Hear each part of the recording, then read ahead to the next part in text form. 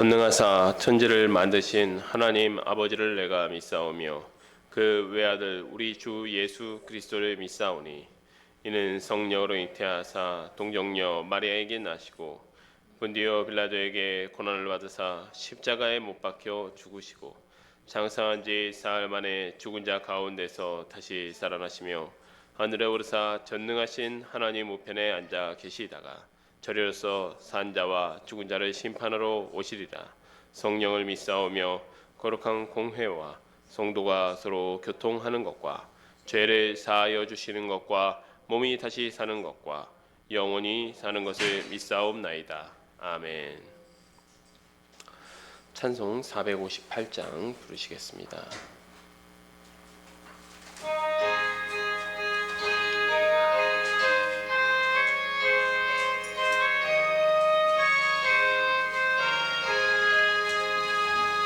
너의 마음의 슬픔이 가득할 때 주가 위로해 주시리라.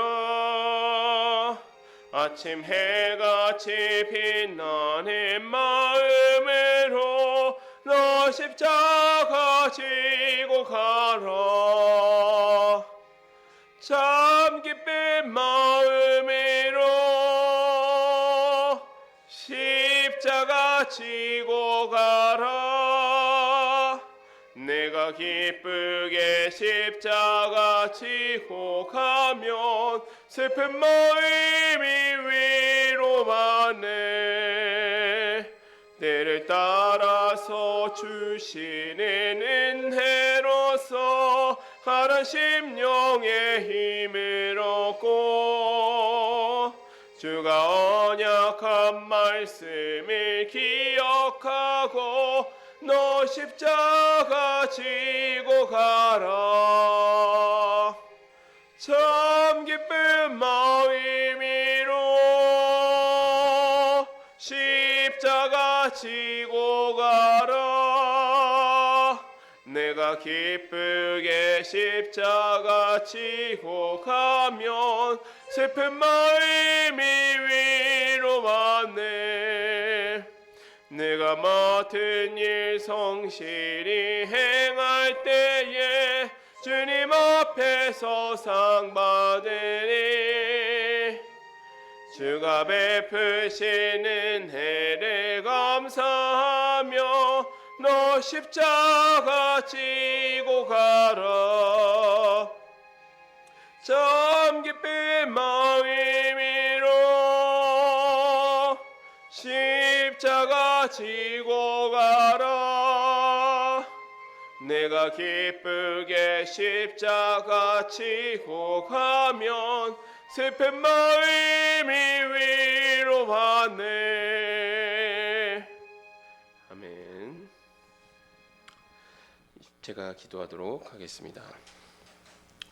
거룩하신 삼위 하나님, 오늘 부활의 기쁨을 누리고 예배하는 하루를 주심에 감사를 드립니다. 예수 부활하셨다라는 선포가 우리의 모든 죄를 대속하고 마침내 승리하셨다라는 기쁨의 소식임을 매일 묵상하며 누리는 우리 샤론의 가족들이 되게 하옵소서. 부활의 기쁨, 그 승리의 선포가 온 세상에 가득한 지금도 세계 곳곳에서 전쟁의 포화가 멈추지 않고 있습니다. 주님, 이 땅을 긍휼히 여겨 주시옵소서. 탐욕과 탐심으로 헛되이 쓰러져가는 영혼들을 기억하여 주시옵소서. 전쟁이 멈추고 상처받은 그 분노가 가득한 땅에 그리스도의 생명의 복음이 전파되어 위로가 되게 하여 주시옵소서. 또한 우리 안에 탐욕과 탐심이 우상이 되어 헛된 풍요의 약속을 통하여 우리의 삶을 얼마나 끔찍하게 만들어낼 수 있는지를 깨닫고 오직 그리스도께로 돌아오는 역사가 나타나기를 소원합니다. 이 나라와 민족을 위하여 기도합니다. 이 나라가 주님의 은혜와 사랑 가운데 특별한 발전을 이루게 되었음을 고백합니다. 나라를 빼앗긴 식민지 민족, 또 전쟁의 폐허에서 세계에 영향을 미치는 부강한 나라가 되었습니다. 이 모든 것이 주님의 섭리 때문입니다. 이제 저희가 주님께서 주신 선물을 저희만 누리고 그 선물에 취하는 어리석은 죄를 범하지 않게 하여 주시옵소서. 주님께서 주신 선물이오니 주님 뜻대로 사용되기를 소원합니다. 끝까지 진리를 붙들고 복음을 전하며 과거 우리와 같던 이웃들을 섬기는 나라가 되게 하여 주시옵소서. 이 일들을 위하여 위정자들을 붙들어 주셔서 그들이 하나님을 경외하며 공의와 정의를 현실 가운데 실현하도록 노력하고 국민들을 섬기게 하여 주시옵소서. 또한 이 나라의 국민들에게도 선한 지도자를 선출할 지혜를 주시고 탐욕과 탐심보다 진리를 사랑하는 마음을 주시옵소서. 이 땅의 교회들을 위하여 기도합니다. 이 땅의 교회들을 붙들어 주시옵소서. 교회들이 쇠퇴해 가고 있습니다. 이 땅의 교회들 중 어느 것 하나 기도와 눈물 위에 세워지지 아니하고 주님의 몸이 아닌 교회가 없습니다.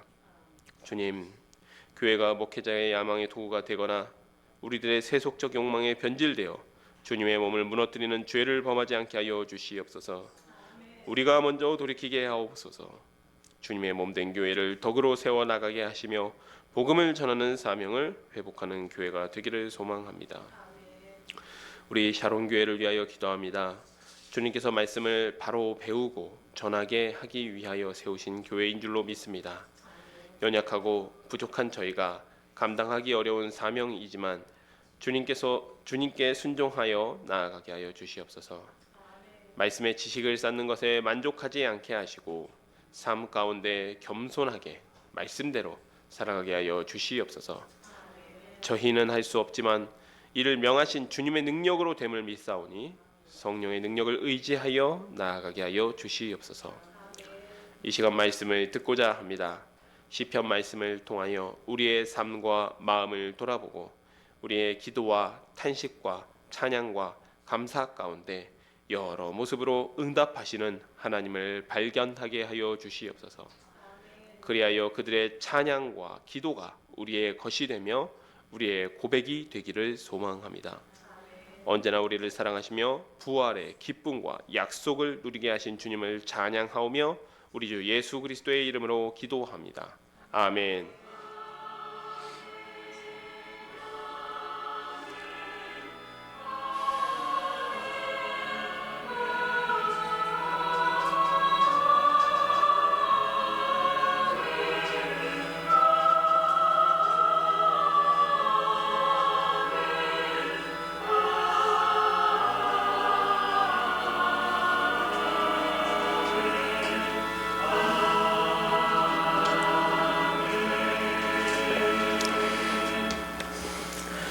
오늘 우리에게 주신 하나님의 말씀은 시편 76편 1절에서 12절 말씀입니다. 시편 76편 1절에서 12절 말씀입니다. 구약성경 857페이지에 있습니다. 제가 하나님의 말씀을 받들어 봉독하도록 하겠습니다. 하나님은 유다에 알려주셨으며 그의 이름이 이스라엘의 크시도다. 그의 장막은 살렘에 있으며 그의 처소는 시온에 있도다. 거기에서 그가 화살과 방패와 칼과 전쟁을 없이 하셨도다. 주는 약탈한 산에서 영화로우시며 존귀하시도다. 마음이 강한 자도 가진 것을 빼앗기고 잠에 빠질 것이며 장사들도 모두 그들에게 도움을 줄 손을 만날 수 없도다. 야곱의 하나님이여 주께서 꾸짖으심에 병거와 말이 다 깊이 잠들었나이다. 주께서는 경외받을 이시니 주께서 한번 노하실 때에 누가 주의 목전에 서리이까. 주께서 하늘에서 판결을 선포하심에 땅이 두려워 잠잠하였나니 곧 하나님이 땅의 모든 온유한 자를 구원하시려고 심판하러 일어나신 때로다. 진실로 사람의 노여움은 주를 찬송하게 될 것이요 그 남은 노여움은 주께서 금하시리이다. 너희는 여호와 너희 하나님께 서원하고 갚으라. 사방에 있는 모든 사람도 마땅히 경외할 이에게 예물을 드릴지어다.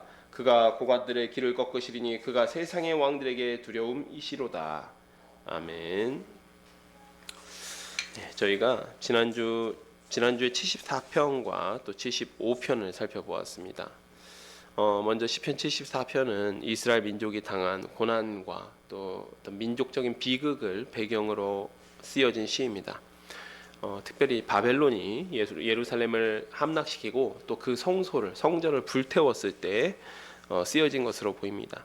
시인은 이 참혹한 현실 앞에서 하나님께서 이스라엘을 버리셨다라고 한탄하고 있습니다.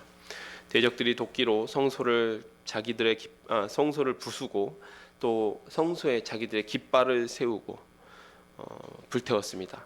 시인은 얼마나 오랫동안 이렇게 비참한 상황이 지속될지 몰라 좌절합니다. 하나님의 능력의 상징인 오른손을 하나님의 품 안에만 있는 것 같습니다. 오른손을 내밀어서 이스라엘을 구원해 주셔야 되는데 품 안에 품고 계신다라는 것이죠. 그래서 시인은 과거부터 이스라엘을 구원하셨던 하나님을 기억하며 하나님께 이스라엘을 기억해 달라는 호소로 시를 마무리 짓습니다. 75편은 히스기야 시대에 아수르의 침입으로 쓰여진 배경으로 쓰여진 시이거나 혹은 74편의 연작시로 보여집니다.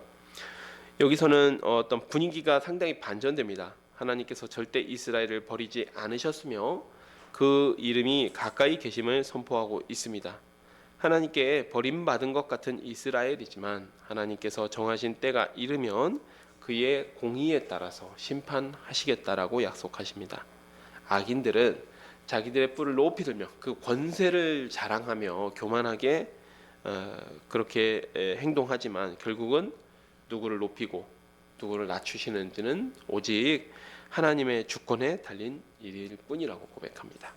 또한 하나님의 정하신 심판의 때까지 그저 기다리시기만 하는 것이 아니라 그 진노의 잔을 높이 들고 그 잔에 거품이 있는 것처럼 하나님의 진노가 계속해서 쌓아가고 계신다. 심판을 쌓아가고 계신다. 그렇게 표현하고 있습니다.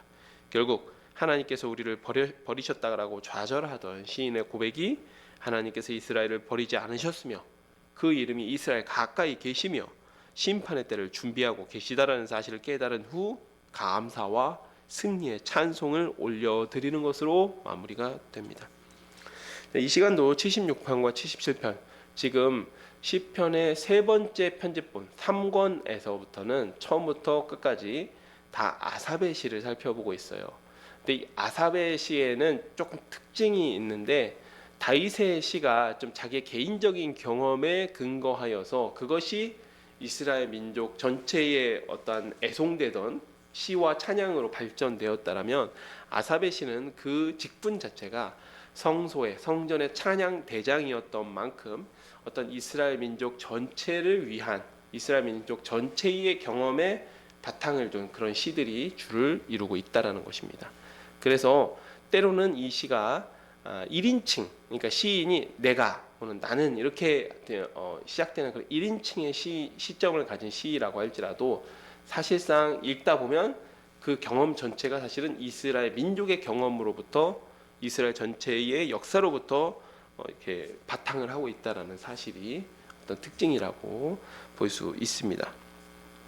76편은 방금 전에 본문을 봉독하였기 때문에 따로 읽지는 않겠습니다.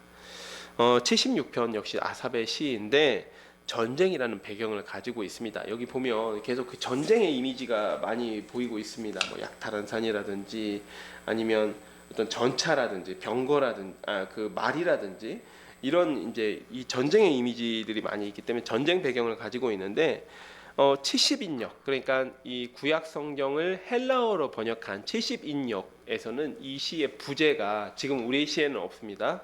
그러니까 히브리 원본에는 이 부제가 없지만 70인역 부제에는 아수르에 관한 노래라는 부제가 붙어 있습니다.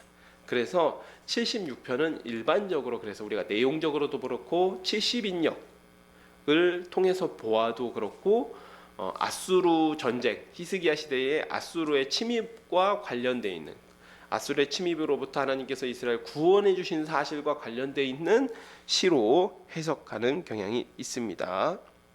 자, 1절에서 하나님은 유다에 알려지셨고 그 이름이 이스라엘의 크시다라고 고백하고 있습니다.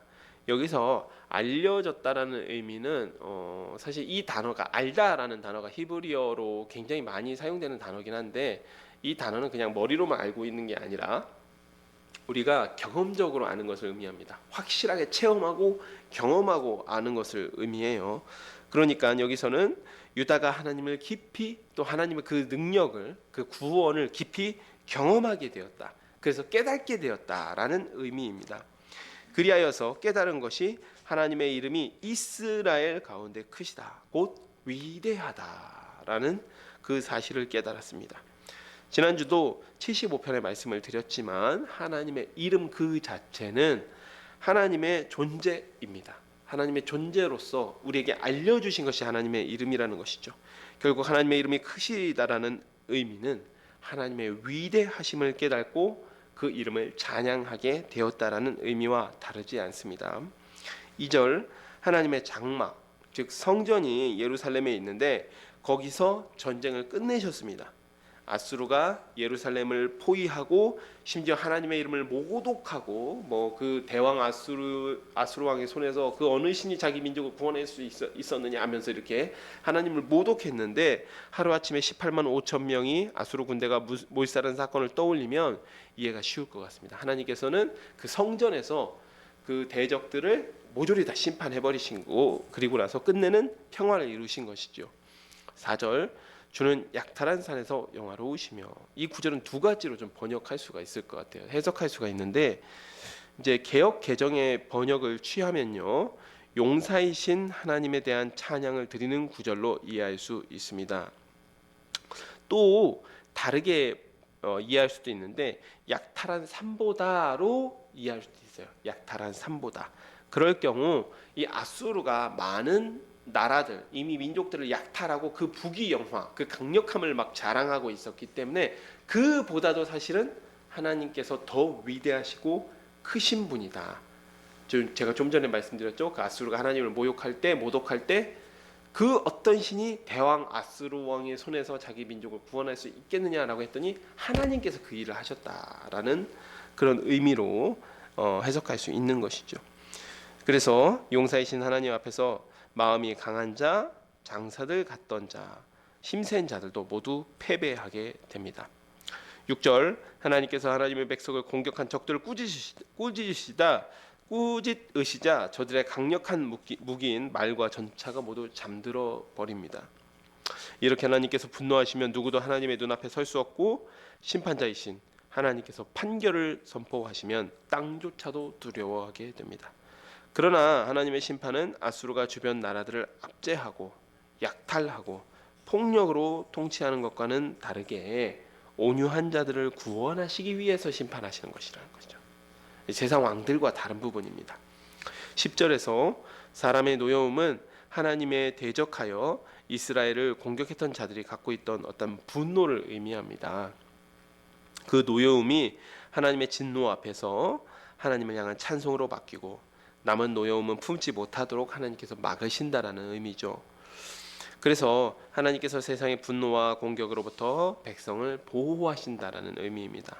자, 11절 그 은혜를 입은 너희는 곧 아수르로부터 구원을 받은 이스라엘 백성들은 하나님께 서원을 갖고 아수르가 아닌 진정으로 두려워해야 할 하나님께 예물을 드리라고 외치고 있습니다. 마지막 12절은 하나님은 고관들과 세상의 왕들을 두렵게 하시는 진정한 왕이시자 심판자이십니다.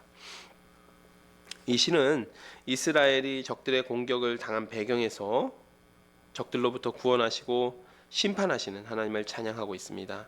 이 시에서 하나님의 진노는 오로지 이스라엘의 대적들에게만 쏟아지고 있습니다. 그 진노 앞에서는 아무도 하나님 앞에 설 수 없다라고 말하고 있습니다.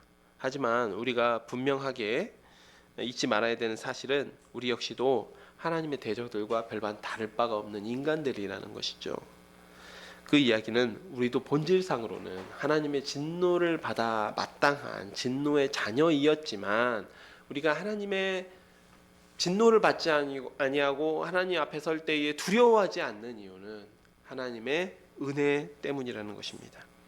그러므로 우리도 시인이 마땅히 경외할 자에게 예물을 드리라고 외치는 것처럼 하나님을 경외하는 마음으로 나아가며 하나님 앞에 설 수 있도록 하나님께서 불쌍히 여겨주시는 은혜를 베풀어 주심에 감사와 찬양을 드려야 할 것입니다. 다음은 77편입니다. 77편은 함께 제가 봉독하도록 하겠습니다. 내가 내 음성으로 하나님께 부르짖으리니 내 음성으로 하나님께 부르짖으면 내게 귀를 기울이시리로다. 나의 환난 날에 내가 주를 찾았으며 밤에는 내 손을 들고 거두지 아니하였나니 내 영혼이 위로받기를 거절하였도다. 내가 하나님을 기억하고 불안하여 근심하니 내 심령이 상하도다. 주께서 내가 눈을 붙이지 못하게 하시니 내가 괴로워 말할 수 없나이다. 내가 옛날 곧 지나간 세월을 생각하여 싸우며 밤에 부른 노래를 내가 기억하여 내 심령으로 내가 내 마음으로 간구하기를 주께서 영원히 버리실까? 다시는 은혜를 베풀지 아니하실까? 그의 인자하심은 영원히 끝났는가? 그의 약속하심도 영구히 패하였는가? 하나님이 그가 베푸실 은혜를 잊으셨는가? 노하심으로 그가 베푸실 긍휼을 그치셨는가 하였나이다. 또 내가 말하기를 이는 나의 잘못이라 지존자의 오른손에 해 곧 여호와의 일들을 기억하며 주께서 옛적에 행하신 기이한 일들을 기억하리이다. 또 주의 모든 일을 작은 소리로 읊조리며 주의 행사를 낮은 소리로 되뇌이리이다. 하나님이여 주의 도는 극히 거룩하시오니 하나님과 같은 위대한 신이 누구오니까?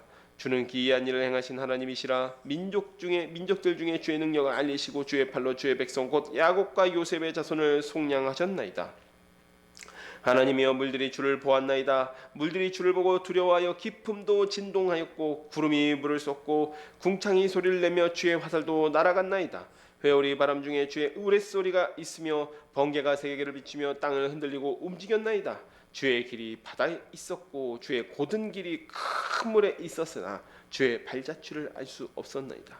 주의 백성을 양떼같이 모세와 아론의 손으로 인도하셨나이다. 아멘.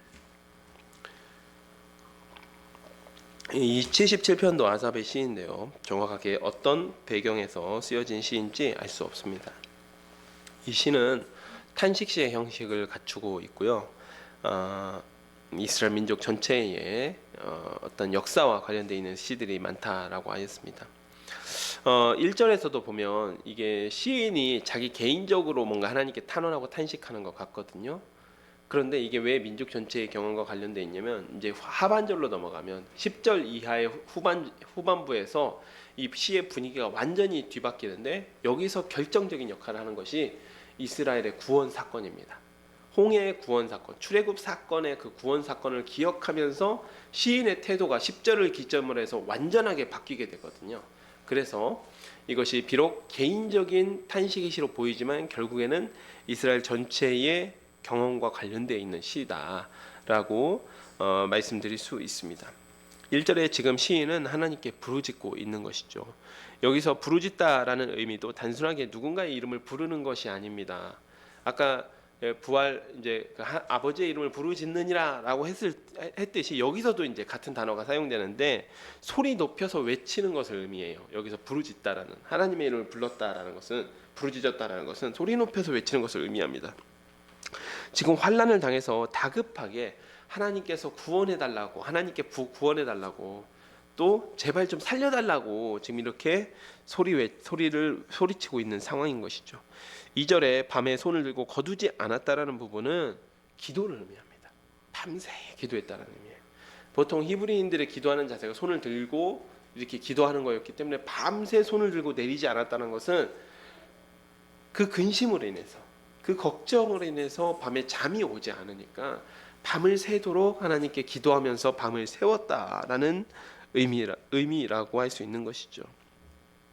또한 위로 받기를 거절했다는 표현은 구약 성경에 종종 등장합니다. 종종 등장하는데 사실은 정확하게 표현하자면 어떤 말이나 상황으로도 위로가 되지 않았다라는 의미입니다. 또 3절에 약간 접속사를 다르게 표현하는 것이 더 적절할 것 같은데 여기 보면 3절에 내가 하나님을 기억하고 불안하여 근심하니 하나님을 기억했는데 불안하고 근심했다라고 이야기했다. 이거는 이제 순접을 이렇게 해버리면 이게 이렇게 되는데 사실 히브리어 접속사는 우리가 알고 있는 모든 형태의 접속사로 번역이 가능합니다.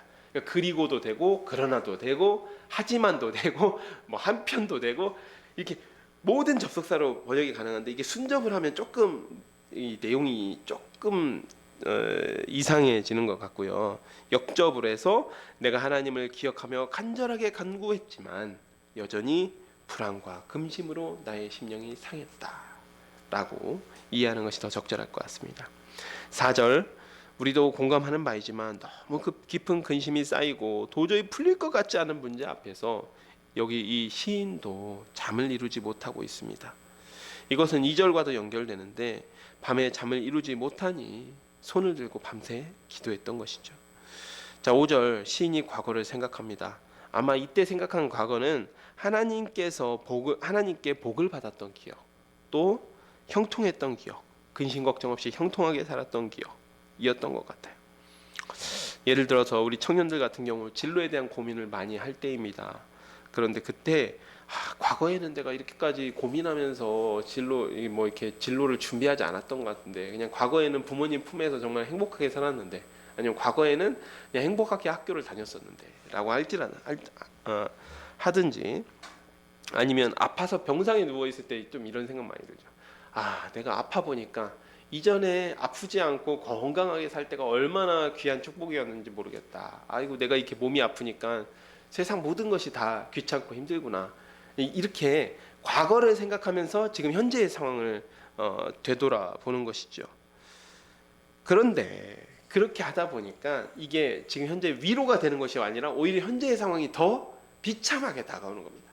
과거의 복된 경험을 떠올리다 보니까 현재 내가 뭘 잘못해서 이렇게까지 내가 내 형편이, 내 상황이 이렇게까지 안 좋아졌는가 하면서 한탄하고 있는 것이죠. 그래서 6절, 이전에 밤에 부른 노래를 기억하며 부릅니다. 밤에 부른 노래는 어떤 노래일까요? 아마도 아까 밤에 손을 들고 기도했다는 부분에서 알 수 있듯이 과거에 고난에서 구원해 준 일들을 기억하면서 간구했다라는 의미 같습니다. 7절에서 9절은 이제 이 시인의 걱정과 이 근심이 이제 절정에 달아요. 그러면서 막 한탄하듯이 되뇌이듯이 여러 말들을 합니다. 과거에 좋았던 때를 생각할수록 현재의 고난이 더 크고 비참하게 다가오는 것이죠. 그래서 이 구절은 시인의 근심이 절절하게 녹아 있습니다. 주께서 나를 영원히 버리실까? 다시 이전의 은혜가 다시 없을까? 이제 하나님의 인자하심이 끝난 것인가? 분명히 구원을 약속하셨는데 그것이 끝난 것인가? 그래서 스스로 계속해서 한탄하고 있는 것이죠. 밤에 기도하면서 이런 근심을 하던 시인이 마침내 10절에서 큰 깨달음을 얻습니다. 이 10절이 조금 잘못 생각하면 이는 나의 잘못이라, 이게 무슨 말이냐면 내가 이렇게 회개해야겠구나 이 말이라기보다는요, 이는 나의 잘못이라, 지존자의 오른손에 해, 뭐 이렇게 이야기하는데, 이 나의 잘못이다, 이거는 내가 잘못 생각했구나, 내가 착각했구나, 그게 아니구나, 이런 의미입니다. 그러니까 하나님께서 나를 버리실까? 이제 진짜 하나님의 약속이 끝나버렸는가? 9절까지 그렇게 한탄하다가 10절에서 내가 잘못 생각했구나, 내가 분명히 착각하고 있었구나 라고 얘기하는 거예요. 하나님의, 여기 보면 지존자의 오른손에 해 이걸 해라고 번역하니까 이제 틀린 말은 아닌데, 이거 해가 태양이 아니라요, 이 1년 2년 할 때 해 년자, 그 해를 의미합니다. 그러니까 하나님의 손에 붙들려 있던 그 시간을 의미하는 거예요. 그래서 하나님께서 오른손으로 붙드셔서 함께 하신 날들을 기억하면 하나님은 항상 자신에게 또 이스라엘에게 신실한 구원의 하나님이셨다라는 사실을 비로소 깨닫게 된 것이죠. 10절에서 비로소 깨닫게 된 것입니다. 그래서 12절에 작은 소리로 읊조리고 되뇌이는 것은 이전같이 하나님께서 나를 버리셨는가 이렇게 읊조리는 게 아니라, 이전과 같은 근심과 걱정의 시간이 아니라 구원의 하나님의 은혜를 다시 묵상하며 감사하는 시간이 된 것입니다. 13절에 하나님의 은혜를 묵상하다가 마침내 하나님에 대한 찬양이 이제 막 터져 나옵니다. 하나님이여, 주의 손은 극히 거룩하오니 하나님과 같은 위대한 신이 누구오니까? 15절, 주의 팔로 주의 백성을 속량하셨습니다. 지금까지 구원하시고 역사하신 하나님에 대한 찬송이죠. 16절에서 20절은 창조주이시며 온 만물을 다스리시는 하나님을 노래하는데, 그 하나님께서 20절 출애굽 사건으로 연결됩니다. 그래서 즉 시인이 과거를 묵상하며 기도하다가 불현듯 깨달음을 얻어 구원의 하나님에 대한 기쁨과 감사의 찬양이 터져 나온 것은 출애굽 시절부터 동행하시며 이스라엘 백성을 인도하신 하나님께서 결단코 우리를 버리지 않는다라는 확신과 깨달음이 찾아온 것이죠. 비로소 이 깨달음 때문에 어떤 무엇으로도 위로되지 않던 시인의 깊은 절망, 위로받기를 거절하였던 그 깊은 절망이 이제는 기쁨과 찬양으로 변화되게 되는 계기가 되었습니다. 이 77편을 처음부터 끝까지 관통하는 단어가 있습니다. 그 단어가 무엇이냐면 기억하다라는 단어입니다. 기억하다라는 단어. 히브리어에서 상당히 자주 사용되는 단어이긴 한데요. 이 기억하다라는 단어는 초반부에는 이 기억이 현실의 고통, 현실에 내가 당하는 환난을 가중시키는 역할을 합니다. 과거의 복된 경험을 기억해 보니까 현실에 지금 내가 당하는 고난 때문에 내가 너무 초라해지고 내가 너무 비참해지는 것이죠. 그런데 계속해서 과거를 기억하다 보니까 그게 아니었구나. 하나님은 과거나 현재나 미래나 언제나 동일하게 우리를 구원하시며 우리와 함께 하신 하나님이시구나. 바로 여기까지 그 기억이 미쳤을 때에 시인이 비로소 10절에서 그게 아니구나. 내가 잘못 생각했구나 라는 것을 깨닫게 되는 것입니다.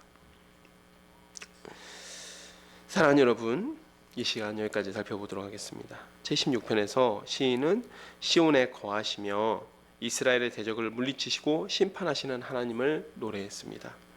이스라엘의 적들은 강하고 두려운 자들이었지만 하나님의 진노 앞에서는 누구도 고개를 들고 설 수 없는 존재에 불과했습니다. 그 하나님의 구원 앞에서 시인은 고개를 숙이며 세상의 왕이 아닌 마땅히 경배와 찬양을 돌려야 하는 하나님께 구원의 찬송을 올리고 있습니다. 또 하나님의 진노 앞에서 누구도 당당히 살 수 없다는 사실을 마주하며 그 하나님께 나아가 경배하고 예배할 수 있다라는 것이 하나님의 은혜이며 또 불쌍히 여겨주시는, 누구도 하나님 앞에 설 수 없습니다. 이스라엘 대적이나 우리나 마찬가지로 하나님 앞에 하나님의 긍휼 없이 설 수 있는 존재는 없습니다. 그렇기 때문에 하나님의 그 보좌 앞에 나아갈 수 있다는 것 자체가 하나님의 긍휼이며 은혜라는 것이죠. 또 77편에서는 고통과 환난 중에도 하나님께 부르짖으며 매달리던 시인이 오히려 하나님께 의지함으로 고통을 받고 있습니다. 왜냐하면 이제는 더 이상 하나님의 구원의 은혜가 임하지 않을까 봐 밤을 새워 고민하며 근심하고 세상 무엇으로도 시인을 위로할 수 없는 상황에 처한 것이죠. 그러나 고통 중에서 하나님을 계속해서 묵상했을 때, 계속해서 기억했을 때에 결국 이스라엘을 구원하시며 속량하신 하나님께서 결단코 그 백성을 버리시지 않는다라고 하는 깨달음에 미치게 된 것입니다. 사랑하는 여러분, 76편은 하나님의 구원을 경험하고 나서 하나님을 찬양하는 내용이고 77편은 고난 중에 베풀어 주시는 은혜를 기억하며 하나님의 구원을 확신하고 찬양하는 내용입니다. 결국 우리 삶 가운데 이 모든 일들을 경험하게 됩니다. 때때로 우리의 삶 가운데 고난이 찾아옵니다. 그리고 하나님께 기도하고 의지하면 어느새 환난의 시간이 끝이 나고 구원의 찬양을 드리는 시간이 옵니다. 그리고 다시 환난의 때가 찾아옵니다. 그러나 우리가 반드시 기억해야 하는 사실은 바로 어떠한 때에도 하나님을 기억하며 그를 의지하는 것만큼은 잊어서는 안 된다라는 것이죠.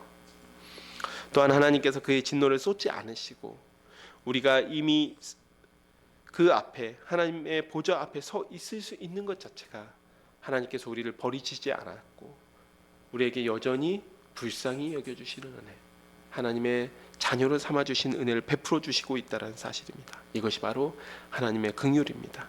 그 자녀를 불쌍히 여겨주셔서 받아주시는 사랑입니다. 이 시간 우리 샤론의 가족들이 이러한 하나님의 은혜를 기억하며 어떠한 상황 가운데서도 하나님을 경외하고 또 친애하는 마음으로 그분에게 감사의 찬양을 올릴 수 있는 여러분이 되시기를 축복합니다.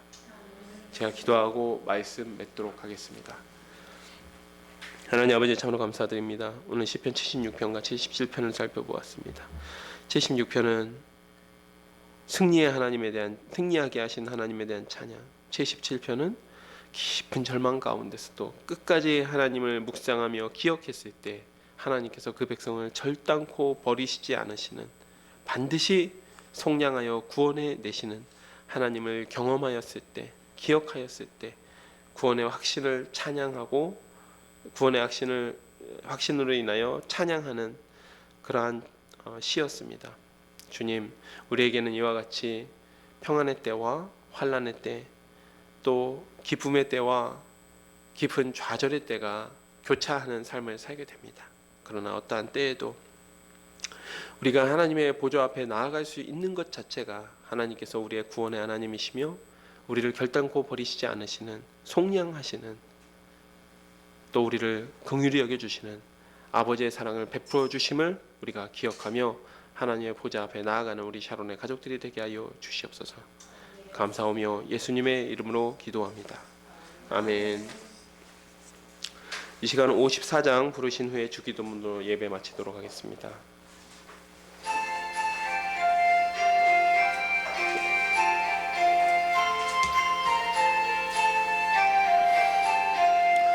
주여 복을 구하오니 편히 가게 하시고 사람마다 죄인해로 이기도록 하시고 광야 같은 세상에서 항상 인도하소서. 주의 복된 말씀 듣고 무한 감사합니다. 구원받은 주의 성도 열매 맺게 하시며 하나님이 우리 함께 항상 계시옵소서. 아멘.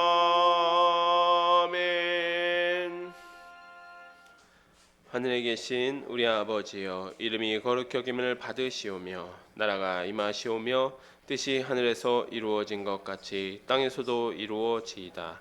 오늘 우리에게 일용할 양식을 주시옵고 우리가 우리에게 죄 지은 자를 사하여 준 것 같이 우리의 죄를 사하여 주시옵고 우리를 시험에 들게 하지 마시옵고 다만 악에서 구하시옵소서. 나라와 권세와 영광이 아버지께 영원히 있사옵나이다. 아멘.